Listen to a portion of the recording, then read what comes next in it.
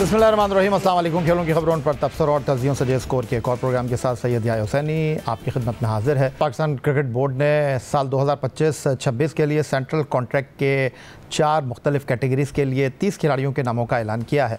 और कैटेगरी 4 हैं, लेकिन एक कैटेगरी में गुज़िश्ता 2 साल में पहले शाहीन आफरीदी, बाबर आजम और रिजवान थे। फिर गुज़िश्ता साल शाहीन आफरीदी जो है वो ए से बी में आए, लेकिन रिजवान और बाबर मौजूद रहे। लेकिन इस साल जो कि एक माहिदा हुआ पाकिस्तान क्रिकेट बोर्ड और खिलाड़ियों के दरमियान के इंटरनेशनल क्रिकेट काउंसिल से जो रेवेन्यू आता है उसका कुछ हिस्सा खिलाड़ियों के सेंट्रल कॉन्ट्रैक्ट में ऐड करके उनको दिया जाएगा। ये उसका तीसरा और आखिरी साल है। 2023 वर्ल्ड कप जो कि भारत में मुनक़्क़िद हुआ था, वहाँ जाने से पहले खिलाड़ी और क्रिकेट बोर्ड के दरमियान एक डेडलॉक पैदा हुआ था और उसके बाद ये तय हुआ था।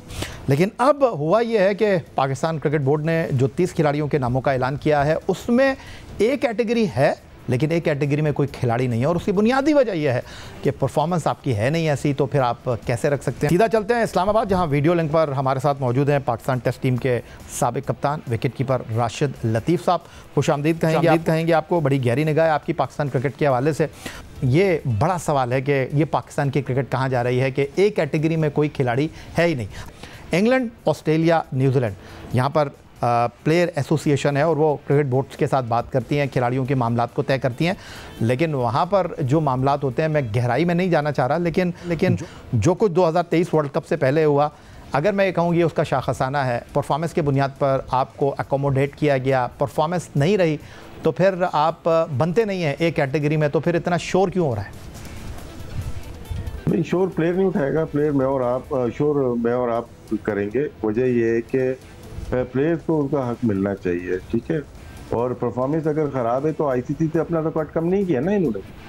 वो देखें, इसमें थोड़ी डिटेल में जाना पड़ेगा। अफगानिस्तान ले रहा है 16.5 मिलियन ले रहा है।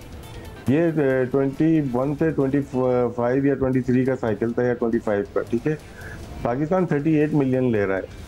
अदर वे राउंड हो सकता है कि अगर पाकिस्तान की परफॉर्मेंस ख़राब है, पाकिस्तान की खुदा न खास्ता ख़राब होती है 27 के साइकिल के बाद, वो अदर वे राउंड हो सकता है। अफगानिस्तान हमारी जगह आ जाए और हम अफगानिस्तान की जगह चले जाएं। ये परफॉर्मेंस बेस्ड होता है। लेकिन अभी तो पाकिस्तान को उसी के मुताबिक पैसे मिल रहे हैं। आपकी जो रेवेन्यू है वो अच्छा है और आ रहा है और आना भी चाहिए, हमारी दुआ है। तो प्लेयर्स को जब आपको इस तरह से आप करेंगे, ये 2 प्लेयर की बात नहीं है, ये पूरे पाकिस्तान के सेटअप की बात। सेटअप की बात ये है कि आपके पास प्लेयर नहीं आ रहा। आप इन्वेस्टमेंट कितनी हैवी कर चुके हैं। हमारे पास चैंपियंस कप हो गया, उसमें 5 मेंटोर्स ले लिए, अपने पैसा कितना इन्वेस्टमेंट कर दिया। और आज आप साबित कर रहे हो 1 साल के बाद, 1.5 साल के बाद कि we are failed management, failed selection committee, failed player. तो ये साबित किया है कि हमने जो पिछला जो बोया था वो हम काट रहे हैं।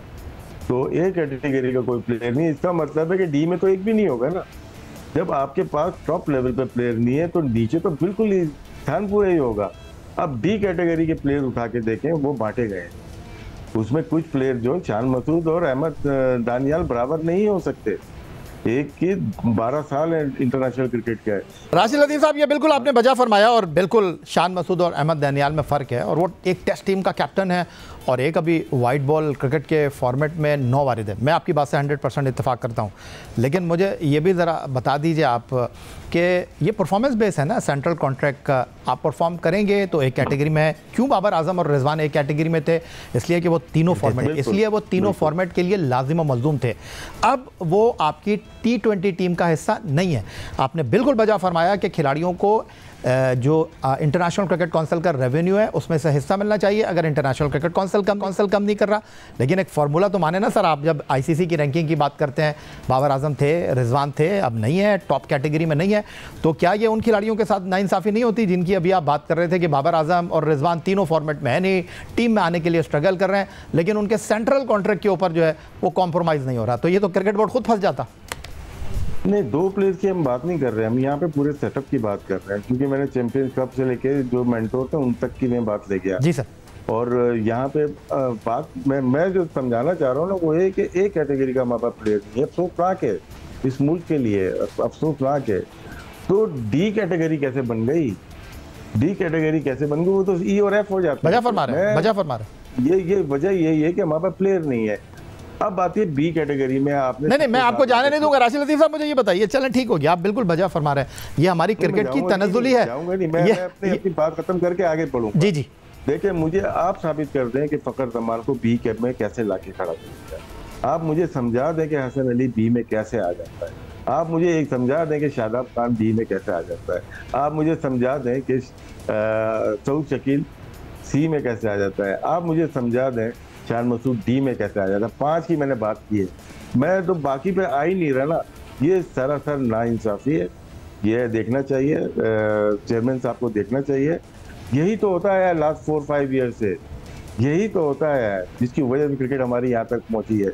मेंटोर किधर है? 5 अच्छा पैसा दिया, हम लोग खुशी होती है, हमने यही नहीं बोला कितना पैसा दे रहे हो, वो है कहाँ, उन्होंने क्या प्रोड्यूस किया। आपकी जो टीम गई थी किंग्समैन शिकागो से हार गई। राशिद लतीफ़ साहब कह रहे हैं बड़ा होमवर्क करके आते हैं, और उनकी आवाज़, उनके आदाद शुमार और उनकी गुफ्तगू में जुमलों का चुनाव इस बात का खुलासा कर रहा है। तो ये जो इस वक्त सबसे ज़्यादा talk of the town central contract आने के बाद, अगर के सेंट्रल कॉन्ट्रैक्ट का एक कैटेगरी है लेकिन उसमें कोई खिलाड़ी नहीं है, इस पर ज़रा राशिद लतीफ़ साहब के सामने तफसील के साथ बातचीत के सिलसिले को आगे बढ़ाएंगे एक ब्रेक के बाद। ब्रेक के बाद एक बार फिर कहेंगे आपको खुश आमदेद। एक तरफ पाकिस्तान क्रिकेट बोर्ड की सिलेक्शन कमेटी ने 17 अरकान पर मुश्तमिल उन 2 टीमों का ऐलान कर दिया है जो 2 मुख्तलिफ टूर्नामेंट में शिरकत करेंगे। टीम एक है, टूर्नामेंट 2 हैं। और दूसरी जानिब भारतीय क्रिकेट बोर्ड ने एशिया कप 2025 के लिए सूर्या कुमार यादव की क़यादत में अपनी टीम का ऐलान कर दिया है, और टेस्ट टीम के कप्तान शुभमन गुल की T20 टीम में वापसी हुई है। टीम में जनाब 3 स्पिनर को रखा गया है, वरुण चक्रवर्ती, कुलदीप यादव और अक्षर पटेल। और फास्ट बॉलिंग के शोबे में 5 खिलाड़ियों का इंतखाब किया गया है, जिनमें शुभमन दुबे और हार्दिक पांड्या 2 ऑलराउंडर हैं, जबकि बुमराह, अर्शदीप सिंह और हर्षदीप राणा जो हैं ये फास्ट बॉलिंग में किरदार अदा करेंगे। राशिद लतीफ़ साहब की तरफ चलते हैं। राशिद लतीफ़ साहब, पहले टीम इंडिया के हवाले से ही बात कर लेते हैं। इसी साल उन्होंने UAE में चैम्पियंस ट्रॉफ़ी का टाइटल जीता, और मोस्ट प्रॉबेबली अब वो जितने भी मैच हैं एशिया कप के वो दुबई ही में खेलेंगे। किस तरह देख रहे हैं आप उनके स्क्वाड को? देखिए, उनका सबसे मुश्किल जो स्क्वाड बनाने का होता है वो T20 होता है। विराट कोहली अभी गए हैं, साथ में जडेजा चले गए और रोहित शर्मा।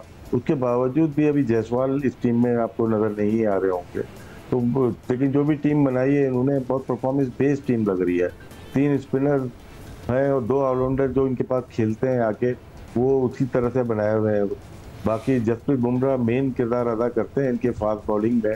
अर्शदीप सिंह है और हर्षित राणा 3 पेसर्स को लिया। कुलदीप यादव है इनके पास। इन्होंने वाशिंगटन सुंदर को भी नहीं रखा हुआ, हालांकि वो बहुत अच्छा परफॉर्म करते हुए आए हैं। इनके पास स्पिन अटैक अक्षर पटेल भी है। टीम अच्छी लग रही है यहाँ पे, क्योंकि दुबई में ये ज़्यादातर बेस करते हैं स्पिनर्स पे, और अपने ऑलराउंडर जो है बैटिंग ऑलराउंडर इनके पास मौजूद है।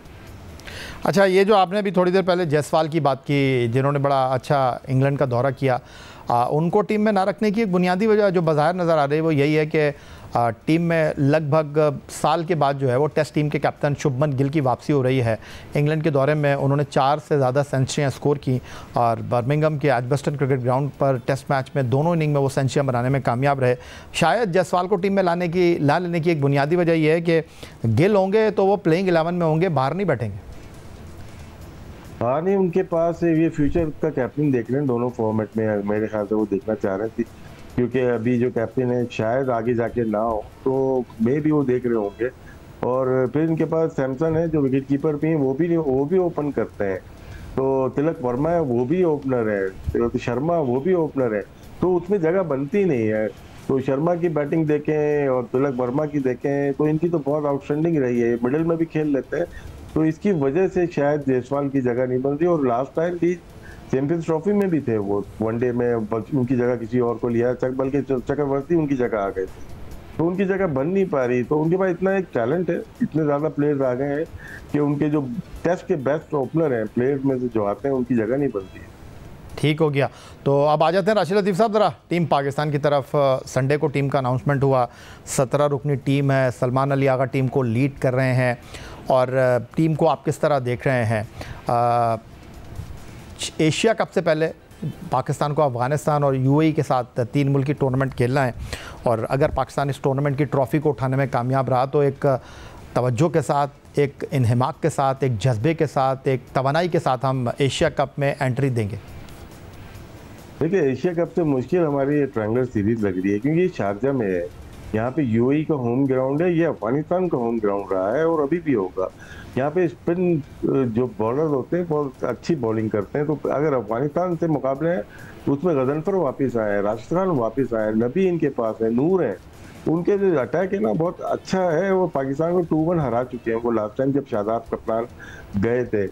यूएई के भी मोहम्मद वसीम है, बहुत अच्छा खेलते हैं, और वो आजकल आज कीनिया से भी शायद उनका कहीं मैच हो रहा था या कल हो रहा था, तो वो वहाँ पे न्यूजीलैंड को भी हराया हुआ है उन्होंने, और वहाँ पे भी बांग्लादेश को भी 2 महीने पहले हराया है। तो हमें लाइट नहीं लेना, ये हमारी बहुत अच्छी प्रैक्टिस होगी। अगर हम यहाँ से जीतते हैं तो एशिया कप के लिए ज़्यादा बेहतर अच्छी पिचेज होंगी।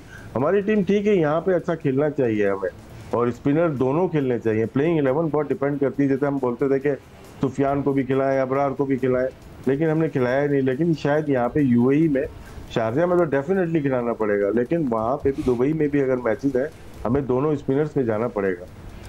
तो राशिद लतीफ़ साहब, हमने चाहे बांग्लादेश की सीरीज़, चाहे वेस्ट इंडीज़ की सीरीज़ हो, कभी हम सुफियान मुकीम को खिलाते हैं, कभी हम अबरार को खिलाते हैं।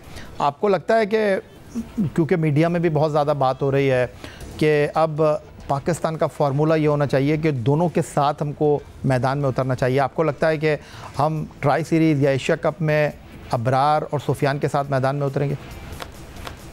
ये अच्छा मौका मिल गया कि हमारे पहले जो मैचेस हैं अफगानिस्तान दुबई से, यहाँ पे हम ट्राई करके देख लें। अगर तो सक्सेस मिलती है तो फिर कंटिन्यू कर लेते हैं। ये उन दोनों को भी पार्टनरशिप हो जाएगी, कौन कौन से ओवर करते हैं, किस तरह से बॉलिंग की जाती है, तो वो ज़्यादा मुनासिब होगा। अगर हम खिलाते नहीं एक को, फिर हम बड़े टूर्नामेंट में चले जाते हैं तो क्वेश्चन मार्क रहेगा, या 2 बॉलर से चलना चाहिए हमें स्पिनर स्पेशल। हालांकि वहाँ पास हैं, सलमान अली आगा भी बॉल कर लेते हैं, तो वो भी करते हैं, मोहम्मद नवाज भी बॉलिंग कर लेते हैं, और साइम अयूब भी कर लेते हैं बॉलिंग। लेकिन जब आपको ज़रूरत पड़ती है तो स्पेशलिस्ट बॉलर की, अगर एक फ्लॉप भी हो जाए ना, दूसरा कवर कर ले, तो मेरे ख्याल से दोनों को खिलाना चाहिए। अच्छा, मौजूदा बैटिंग लाइनअप के बारे में आप क्या कहेंगे? इस वक्त अगर कोई उभर कर सामने आया है अपनी कारकर्दगी के साथ, अपनी तवानाई के साथ, अपनी हिटिंग के साथ, तो वो किसी शक को शुबे के बगैर साहबजादा फरहान है, और 6 मैच आपने उनको खिलाए हैं, 3 मैचों में वो प्लेयर ऑफ द मैच रहे। बिल्कुल आपकी बात दुरुस्त है, साहबजादा ने बहुत अच्छी बैटिंग की है, साथ में हसन नवाज बहुत इंप्रेसिव रहा है। जहाँ पाकिस्तान को मुश्किलात, वहाँ पे उन्होंने रन किए और तेज़ किए। तो साहबजादा ऊपर से जब चलते हैं तो मैन ऑफ द मैच ही होते हैं। 3 मैचेस में शायद वो मैन ऑफ द मैच हुए, 50 करते हैं, 80 तक चले जाते हैं। ये अच्छा साइन है हमारे पास। फ़खर अगर खेलते हैं, फिट है, वो डेंजरस प्लेयर है हमारे पास। हारिस नहीं चल रहे हमारे पास, हारिस। अब नंबर हमें कप्तान को खुद सेट करना पड़ेगा, वो कहाँ पे आए। या तो वो इतने नीचे चले जाते हैं, बैटिंग ही नहीं आती, या बीच में उनका नंबर नहीं है। T20 में अगर वो खेल रहे हैं, या तो फिर ऊपर ही आ जाए, 3 नंबर पे ही आ जाए, 4 नंबर पे स्टॉप कर जाते हैं, तो दूसरा आउट हो जाता है, फिर हसन आके तेज खेलता है तो मैच को करीब लेके जाता है। ये नंबर का ही गेम है T20 में। तो हमारे जितने अच्छे जो प्लेयर हैं, जो कि अच्छे स्ट्राइक रेट से खेलते हैं, उनको ऊपर खिलाया। अच्छा राशिद लतीफ़ साहब, आपने बांग्लादेश की सीरीज़ देखी, आपने वेस्ट इंडीज़ की सीरीज़ देखी, जो टीम मैनेजमेंट का नज़रिया नज़र आ रहा है, सोच नज़र आ रही है कि उन्होंने खिलाड़ियों को ट्राई किया, कहीं उन्होंने शाहीन को बाहर बिठाया, कहीं उन्होंने सुफियान को बाहर बिठाया, कहीं उन्होंने अबरार को बाहर बिठाया, कहीं उन्होंने फ़खर को बाहर बिठाया। लेकिन अब ये मेक और ब्रेक वाले इवेंट हैं, ट्राई सीरीज़ हो गई, एशिया कप हो गई, आपको लगता है कि इसी सोच के साथ मैनेजमेंट आपको खेलती हुई दिखाई दे रही है, या आपको लगता है नहीं इस बार हम चेंज करेंगे? मेरे ख्याल से मैं शाहीन को बहुत खिलाया है, T20 में बहुत एक्सपेंसिव रहे हैं, अभी आपने हाल ही में देखा। लेकिन सलमान मिर्ज़ा का लगता नहीं है कि वो इतने इम्प्रेसिव होंगे, लेकिन उनकी वेरिएशन बहुत ज़्यादा है। अगर बांग्लादेश में देखा, शारजा की पिचेस भी थोड़ा तंग करेंगी, वो ग्रिप करती है बॉल, वहाँ पे थोड़ा वो कटर मारते हैं, कोई स्लो करते हैं, कोई यॉर्कर भी करते हैं, तो वो एक ऐसा फैक्टर है। जिस तरह हम सुफियान या अबरार की बात कर रहे हैं, उनको भी शुरू के मैचेस खिलाने चाहिए कि बड़े मैच में जब आए तो हमें पता होना चाहिए कि हमें अगर बिठा रहे हैं, हम हारिस को अगर हम बिठा देंगे या शाहीन को, तो एक बॉलर ऐसा है जो उसको रिप्लेस कर सकता है, तो ये मौका अच्छा है इनको खिलाने के लिए। तो ये आपको प्लेइंग 11 में तो मोहम्मद नवाज़ नज़र आ रहे हैं, आपको लगता है कि हम इस फॉर्मेशन के साथ जाएंगे कि नवाज़ हो गए और उसके साथ सुफियान मुकीम एन अबरार? इसमें तो देखें, सुफियान की जगह उस वक्त या अबरार की जगह उस वक्त बनती है जब ये फ़हीम अशरफ को प्लेइंग 11 में लेके नहीं आए। जब फ़हीम अशरफ अगर प्लेइंग 11 में आ जाते हैं या साथ में हुसैन तलत अगर प्लेइंग 11 में आ जाते हैं, क्योंकि डिफरेंट मौक़ों पे साथ खेलें, तो उस वक्त फिर दोनों स्पिनर खेलते हैं, इन दोनों में से एक नहीं खेलेगा। तो अगर ये दोनों भी खेल रहे होंगे, नवाज भी खेल रहा होगा, फिर देखें प्लेइंग 11 में जगह नहीं बनेगी। और जाते जाते मुझे ये बता दीजिए कि आपको लगता है कि मौजूदा टीम मैनेजमेंट ये जो 3 मुल्की टूर्नामेंट है इसको टेस्टिंग टूर्नामेंट के तौर पर लेगी एशिया कप के, या आपको लगता है कि नहीं आप ट्राई सीरीज़ को भी उतना ही संजीदा लेंगे जितना एशिया कप को? मेरे ख्याल से ज़्यादा संजीदा ना ट्राई सीरीज़ को लेना चाहिए, क्योंकि यहाँ पे हारना थोड़ा सा मुश्किल हो जाता है, बर्दाश्त करना मीडिया की वजह से। ये बहुत सीरियस खेलना चाहिए। तो एशिया कप में आएंगे वो डिफरेंट एटीट्यूड होता है, डिफरेंट सरफेस होगी, ये मुश्किल जगह है, इसको बहुत ज़्यादा सीरियस खेलना चाहिए। बहुत शुक्रिया राशिद लतीफ़ साहब हमारे साथ मौजूद है, पाकिस्तान क्रिकेट टीम के साबिक कप्तान, विकेट कीपर, इस्लामाबाद से वीडियो लिंक पर। पाकिस्तान क्रिकेट बोर्ड ने सेंट्रल कॉन्ट्रैक्ट के लिए 30 खिलाड़ियों के नामों का ऐलान किया है और एशिया कप के लिए पाकिस्तान के बाद अब भारत ने भी सूर्या कुमार यादव की क़यादत में अपने स्क्वाड का ऐलान कर दिया है। उस पर हम उनसे गुफ्तगू कर रहे थे। यही आज का हमारा प्रोग्राम था। एक्स अकाउंट पर आप हमें फॉलो कर सकते हैं, ईमेल कर सकते हैं, अपनी राय से आगाह कर सकते हैं score@jio.tv पर। इस दुआ इस उम्मीद इस तवक्को के साथ कि पाकिस्तान में खेल और खिलाड़ी तरक्की करते रहें। सैयद याहिया हुसैनी को स्कोर की पूरी टीम के साथ अगले प्रोग्राम तक के लिए इजाज़त दीजिए। अल्लाह हाफ़िज़।